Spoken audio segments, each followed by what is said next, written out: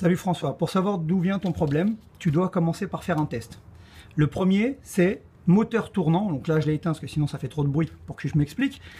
Tu nous dis que c'est du côté passager que tu as un problème. Donc ce que tu vas faire, c'est que tu vas débrancher une des bobines, comme celle-ci par exemple, et tu regardes si ton moteur vibre plus ou non.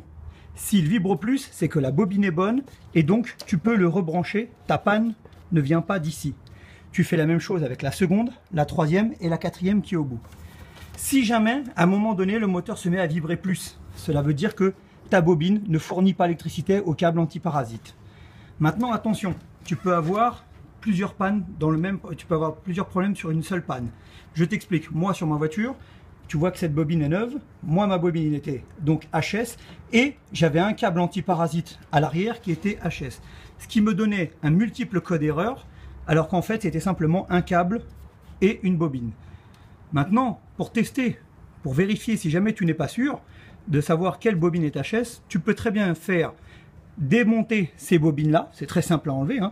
Tu débranches ton câble antiparasite par en dessous, tu débranches la cosse électrique au-dessus, tu prends une clé de 10, tu dévisses la vis en dessous, au-dessus, en dessous, et tu le mets de l'autre côté, côté conducteur.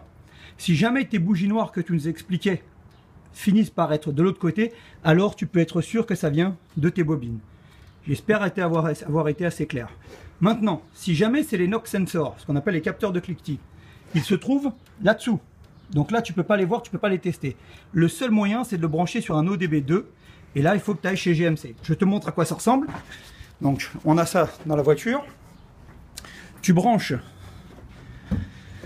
Il te faut un appareil comme celui-ci, que voilà, type celui-ci, qui va venir se brancher directement au-dessus de ta pédale de frein et qui va te donner le code erreur. Actuellement, si tu en as une, si tu as un ODB ou si GMC à côté de chez toi ont cette valise-là, s'ils se branchent dessus, normalement, tu devrais avoir multiples misfire.